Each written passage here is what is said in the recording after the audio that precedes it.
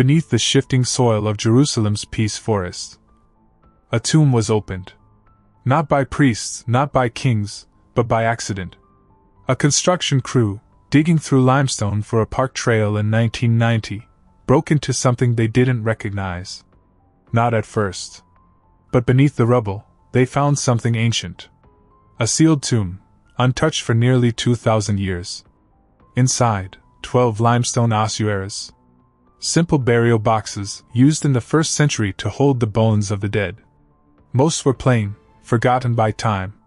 But one was different. Delicately carved with rosettes and leaf patterns, its surface whispered of wealth, of status. And then came the inscription, etched in Aramaic by a steady hand. Joseph, son of Caiaphas. That name appears only once in the entire catalogue of ancient ossuaries.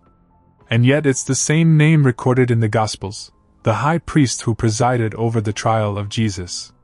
The man who tore his robes in fury, accused the Messiah of blasphemy, and handed him over to Pilate. What if this isn't a coincidence? What if this box is his?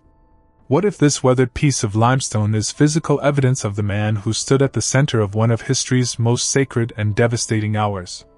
The box contained bones, those of a man in his 60s, alongside remains of others, likely family. The craftsmanship, the location, the age, all consistent with the high priest of Jerusalem. But it's not just the historical fit that unsettles scholars. It's the spiritual weight of it all. Because if this is truly the ossuary of Caiaphas, then we are no longer speaking of ancient legend. We're looking directly into the cold face of power, religious power, turned against truth itself. And just when experts thought they had answers, new questions emerged. Why such care in preserving this name? Why this tomb, in this place, hidden beneath a quiet forest path? What if the ossuary of Caiaphas was never meant to be found, because it was only one piece of a much larger warning? There are prophecies buried deeper than stone, visions forgotten, truths silenced, revelations still unfolding. You can uncover them in our free ebook. Forgotten Prophecies, the apocalyptic revelations that can change your future. It's waiting for you now. Click the link in the first pinned comment and download your copy. Some truths don't stay buried forever. To understand the weight of the name carved into that ancient box, we must return to a time when the temple still stood, and the high priest was not just a religious figure but a gatekeeper of life and death. Jerusalem, early 1st century. The city is tense, pulsing beneath Roman occupation. Streets are crowded with soldiers, merchants, and pilgrims preparing for Passover. At the heart of it all rises the Second Temple, holy, imposing, the sacred center of Jewish life. And within its courts moves a man who commands both reverence and fear, Joseph ben Caiaphas, high priest of Israel. Appointed by the Roman governor Valerius Gratus around 18 Caiaphas held the high priesthood for nearly 2 decades, an unusually long reign in an era when Rome removed priests as easily as they installed them.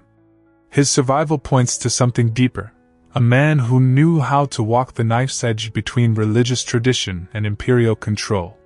He was a political operator, a protector of the temple, a priest, and a strategist. But Scripture reveals a different side. In the Gospel of Matthew, Caiaphas emerges during a moment of crisis. Jesus of Nazareth is gaining followers, stirring unrest, and threatening the balance of power. The high priest calls a meeting of the Sanhedrin. The verdict is already in motion. Then the chief priests and the elders of the people assembled in the palace of the high priest, whose name was Caiaphas, and they schemed to arrest Jesus secretly and kill him. Matthew 26 verses 3-4. The trial that follows is not a search for truth, it's a trap. Witnesses are bribed. Testimonies contradict. And still, Jesus says almost nothing. Until Caiaphas, face to face with the accused, issues a demand. I charge you under oath by the living God, tell us if you are the Messiah, the Son of God. Jesus replies, You have said so.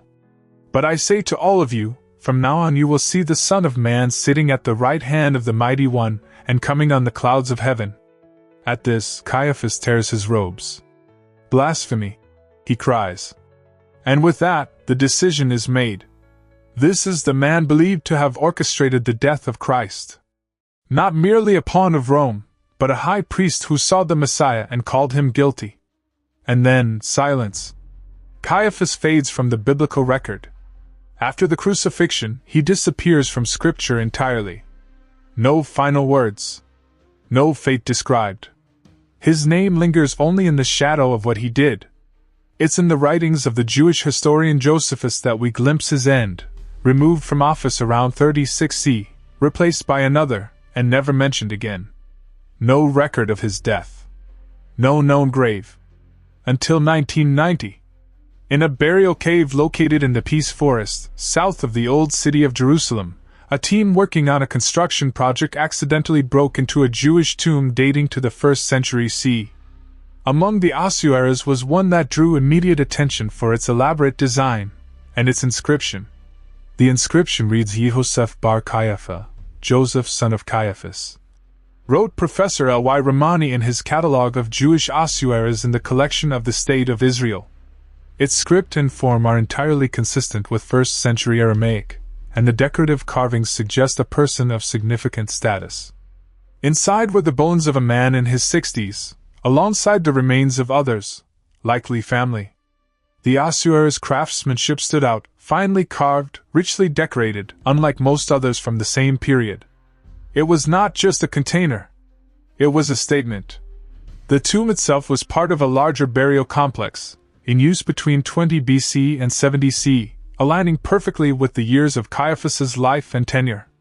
Archaeologists noted that such an ornate ossuary would only belong to someone of elite standing, wealthy, powerful, and respected or feared. Still, the identification is not without controversy. Some scholars question whether this Caiaphas is the same man mentioned in the New Testament. Others argue the combination of name, location, and period is too specific to dismiss. The name, Caiaphas, is extremely rare, and the context almost too precise. And so the box speaks, but not everyone agrees on what it's saying. But if this truly is the ossuary of the high priest who condemned Jesus, then the implications are staggering.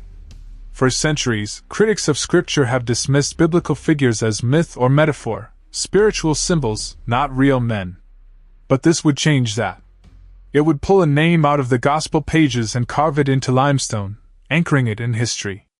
If you want to follow this path of discovery, where Scripture meets stone, and names once lost to time are called back into the light, subscribe to this channel. These mysteries run deeper than we've been told. In the sterile light of a Jerusalem museum vault, the ossuary sits encased behind glass, cleaned, catalogued, and cooled to preserve it. But it wasn't always this way. When it was first pulled from the earth, still cloaked in centuries of dust, archaeologists gathered in stunned silence. The inscriptions had to be deciphered carefully, line by line, symbol by symbol. What they found wasn't just a name. They found two inscriptions, each etched on a different side of the box. One reads, Yosef bar Caiaphas, Joseph, H. son of Caiaphas. The other, Yosef bar Caiaphas, a variation reinforcing the identity. Not graffiti. Not a modern forgery.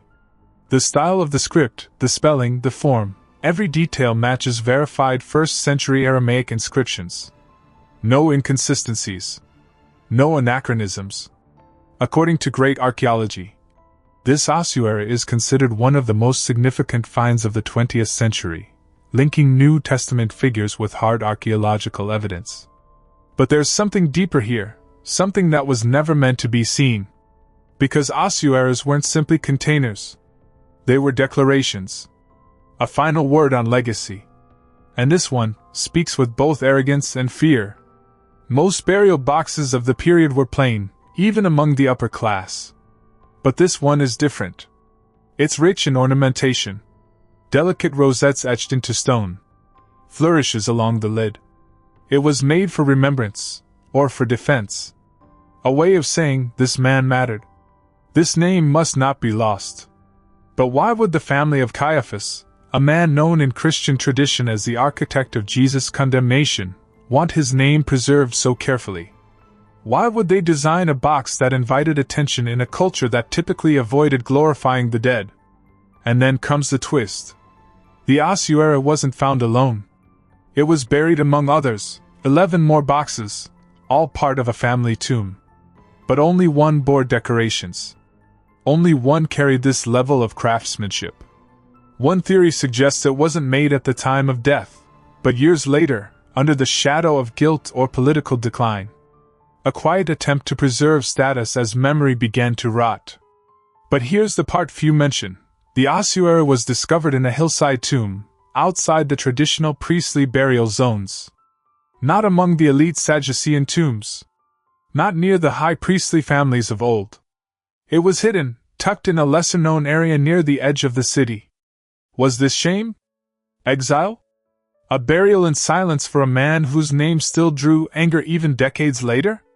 Or was it protection, an effort to preserve the remains of someone important, even if that importance came from infamy? For centuries, the figure of Caiaphas lived in Scripture alone. A villain in the Passion story. A high priest draped in authority, yet blind to the truth standing before him. But now, his bones may have been found. His name was carved twice into stone. His presence rising again, not in temple robes, but in limestone. And if his story is real, what else in the Gospels is just as grounded, just as physical, just as traceable? Could this rewrite everything we thought we knew about the line between myth and history? Could the trial of Jesus, one of the most defining moments in spiritual history, now be tethered to a box with bones, hidden in the hills?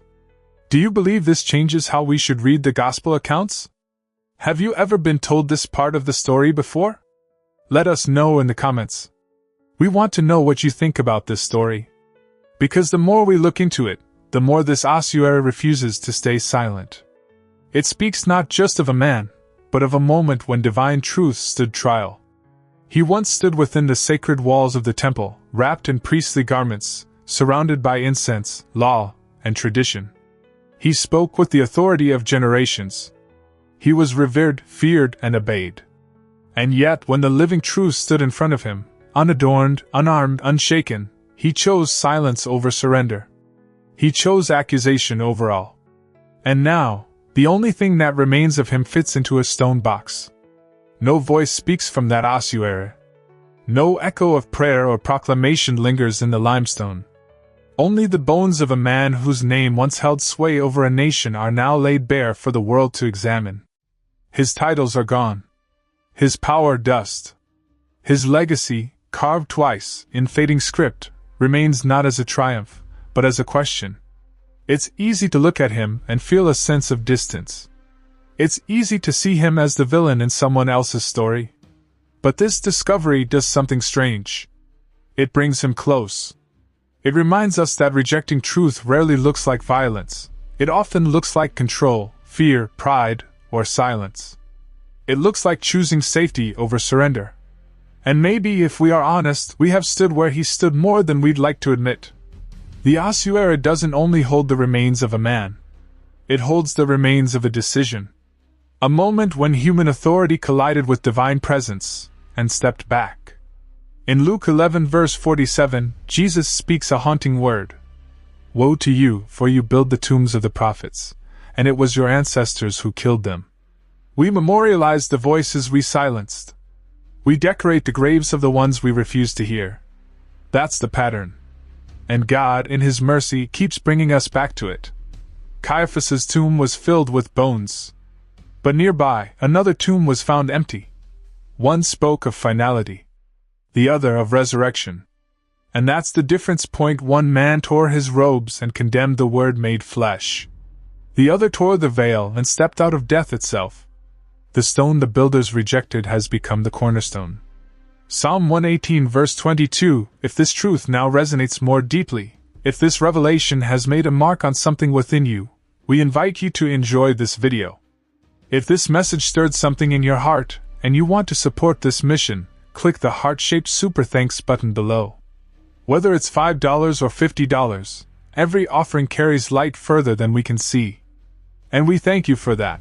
This wasn't just history. It wasn't just a box. It was a warning. It was an unveiling. It was a moment meant to find you. Thanks for watching. Until the next video.